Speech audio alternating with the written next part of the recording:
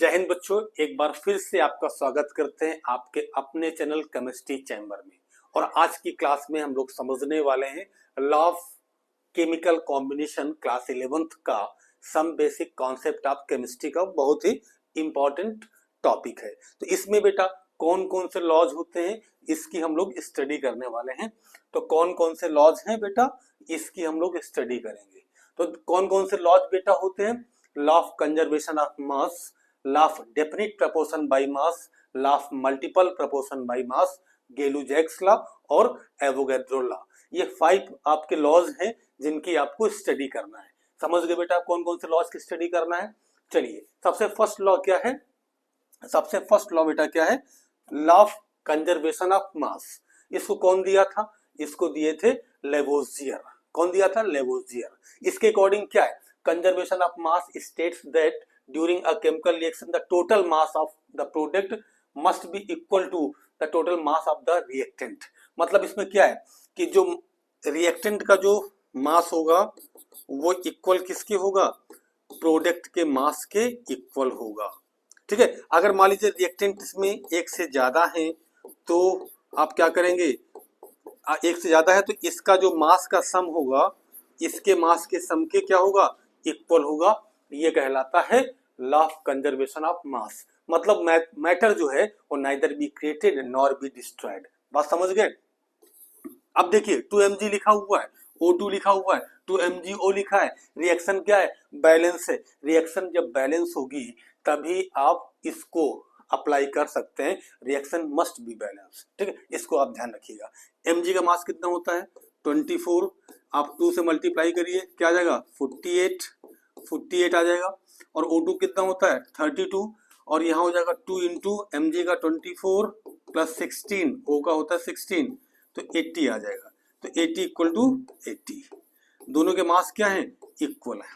तो ये फॉलो करता है law of conservation of mass को। समझ गए? यहाँ पर क्या है? Mass of reactant equal to mass of product.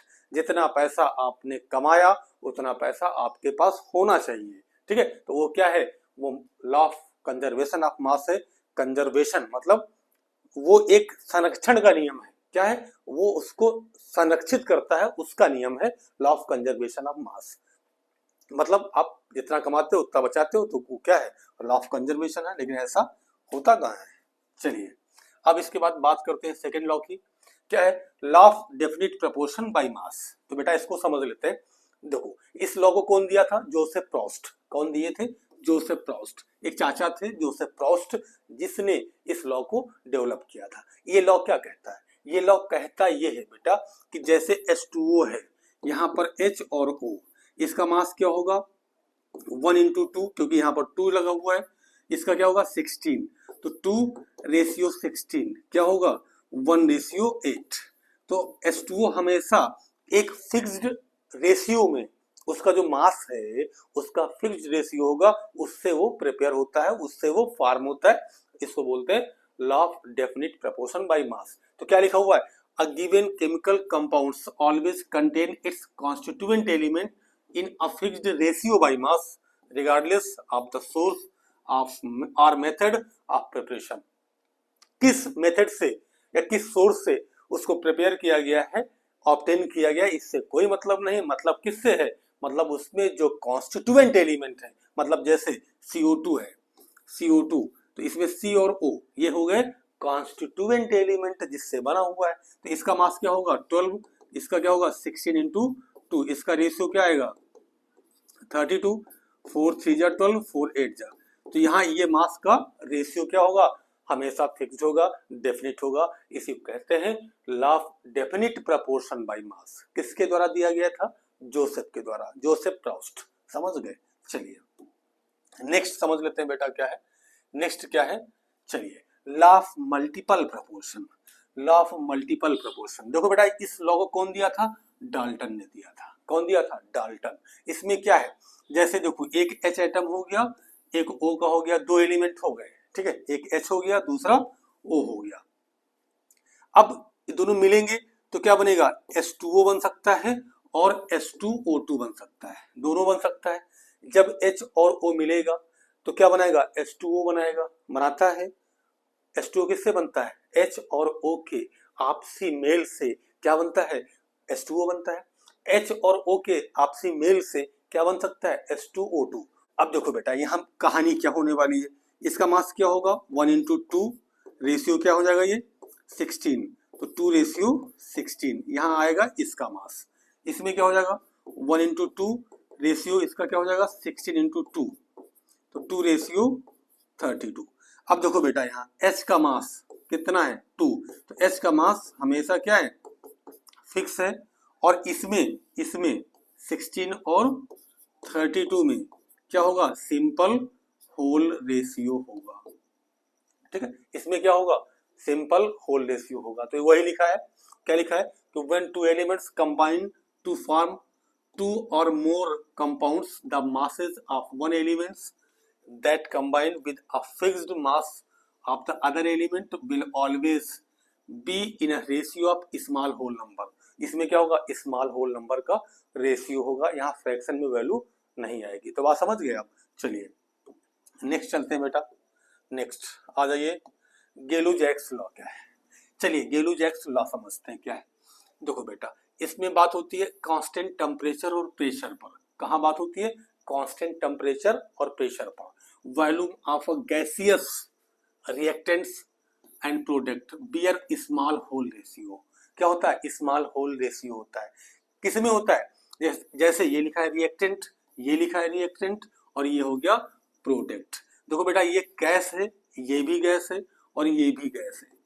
तो सेम टेम्परेचर प्रेशर पर, इसमें देखो यहाँ 1 मान लेंगे आप, तो 1 रेशियो यहाँ 3 लिखा हुआ है, यहाँ क्या लिखा है? 2।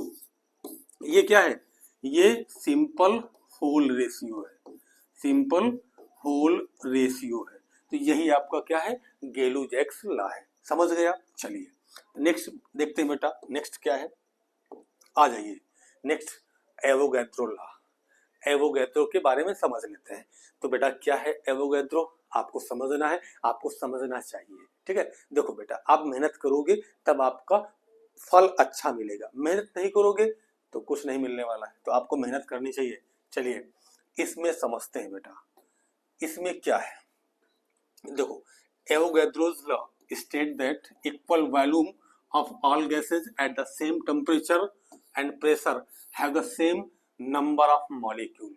मतलब क्या है कि इक्वल वॉल्यूम किसका? गैसेस का, सेम टेम्परेचर और प्रेशर पर उसमें क्या होगा? Have the same number of molecule, उसमें सेम नंबर ऑफ मॉलिक्यूल होंगे। क्या है कि इक्वल वॉल्यूम ऑफ गैसेस। अगर मान लीजिए गैस का जो वॉल्यूम है वो इक्वल है, कब? सेम टेम्परेचर और प्रेशर पर, तो उसमें नंबर ऑफ मॉलिक्यूल क्या होंगे? इक्वल होंगे। ठीक है, मैथमेटिकली बेटा इसको आप ऐसे रिप्रेजेंट करोगे कि B directly proportional to N, B directly proportional to N। B जो है वो डायरेक्टली किसके प्रोपोर्शनल होता है? N के प्रोपोर्शनल होता है। कब? At constant temperature and pressure पर। तो बात समझ गए? एवोगैड्रो लॉ क्या है? तो बेटा आप इसको रिवाइज करें, आप इसकी स्टडी करें और आप कमेंट करें। आप कमेंट करें बेटा, आप कमेंट नहीं करते हैं, दोस्तों में शेयर नहीं करते हैं। तो बेटा आप कमेंट करें, आप शेयर करें। आपको कौन सा टॉपिक चाहिए आप कमेंट करें, आपको उस टॉपिक पे वीडियो मिलेगा। अगर मान लीजिए हम भूल जाते हैं तो आप दोबारा भी कमेंट कर सकते हैं। आपके सपोर्ट के लिए हमेशा तैयार है। चलिए मिलते हैं किसी और वीडियो में, तब तक के लिए बाय बाय।